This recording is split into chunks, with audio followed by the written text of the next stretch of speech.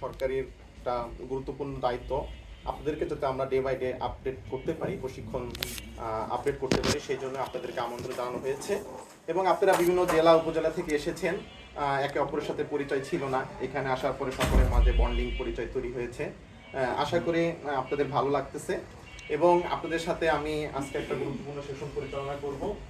আমার পরিচয় সকলেই জানেন, তারপরে আমি আমার পরিচয়টা আবার একটু দিয়ে দিচ্ছি। আমি doctor Mohammad Ruhul Amin, lecturer medical হিসাবে অত্র প্রতিষ্ঠানে নিয়োজিত আছি।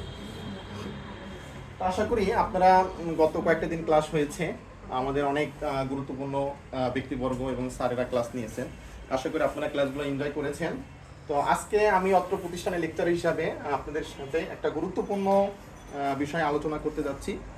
আশা করি এটা আপনাদের জন্য খুবই উপকারী হবে এবং আমাদের দেশের প্রত্যেকটা মানুষের জন্য এটা খুবই জানা জরুরি এবং এই স্বাস্থ্য সেবাটা যাতে সকলেই পায়, সকলেই সচেতন থাকে, সেই জন্য এই বিষয়টা আশা করি আপনাদের জন্য খুব গুরুত্বপূর্ণ হবে। আজকে আপনাদের সামনে আমি যে বিষয় নিয়ে এসেছি সেটা হচ্ছে আমরা টিকা কিভাবে দেহকে রক্ষা করাই এবং 10টি রোগের বিরুদ্ধে কি কি টিকা প্রদান করা হয়। এবং আমাদের আজকে পাঠ শেষে আমরা যে বিষয়গুলো জানতে এবং ব্যাখ্যা করতে পারবো সেই বিষয়গুলো হচ্ছে টিকার গুরুত্ব সম্পর্কে আমরা ব্যাখ্যা করতে পারবো, কি কি রোগের বিরুদ্ধে টিকা দিতে হয় এবং সে সম্পর্কে বলতে পারবো, এবং আমাদের দেশের সরকার যে একটা প্রকল্প গ্রহণ করেছেন যে চলমান ইপিআই প্রোগ্রাম সম্পর্কে আমরা জানতে এবং ব্যাখ্যা করতে পারবো। আমরা সকলেই যদি একটু খেয়াল করি যে ছোটবেলায় আমরা দেখতাম যে আমরা খেলাধুলা করতেছি, তো একটা গ্রামের একটা গুরুত্বপূর্ণ জায়গায়, হতে পারে সেটা মসজিদ, হতে পারে একজন বিশেষ চেয়ারম্যান বা মেম্বারশিপের বাসায়, যে কিছু স্বাস্থ্যকর্মী আসতো, কমিউনিটি লেভেল থেকে স্বাস্থ্যকর্মী আসতো এবং তারা হলুদ একটা ব্যানার টাঙিয়ে দিত, সেখানে বলতো যে টিকা দিন, বাচ্চা বাঁচান। তো দেখা যেত গ্রামের মসজিদে একটা মাইকিং করা হইতো, মাইকিংয়ের মাধ্যমে গ্রামের অভিভাবকদেরকে বলা হতো যে আজকে টিকা দেওয়া হবে, আপনারা আপনাদের বাসায় যে বাচ্চা আছে তাদেরকে টিকা কার্ড সহ আপনারা নির্দিষ্ট কেন্দ্রে চলে আসুন।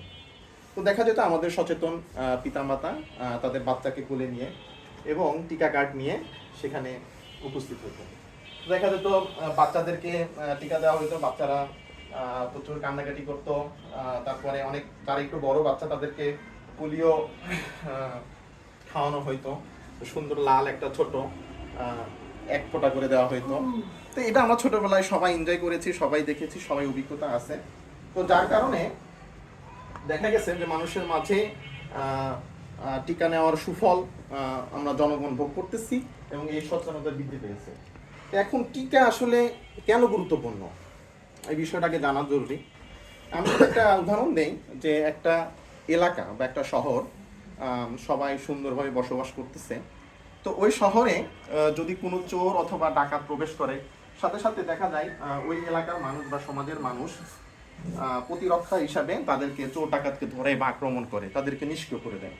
ঠিক আমাদের যে হিউম্যান বডি বা মানব দেহ, আমাদের দেহের ভিতরেও যে সিস্টেম আছে, এই সিস্টেমের ভিতরেও রোগ প্রতিরোধ ক্ষমতা নামে একটা সিস্টেম আছে, যার কাজ হচ্ছে আমাদের শরীরে যখন কোনো জীবাণু বা পয়জন প্রবেশ করে যেটা আমাদের শরীরের জন্য হার্মফুল, তখন বডির ইমিউনিটিতে এমন কিছু সেল আছে বা এমন কিছু রক্ষী বাহিনী আছে, তারা সাথে সাথে সেটাকে ধ্বংস করে দেয়।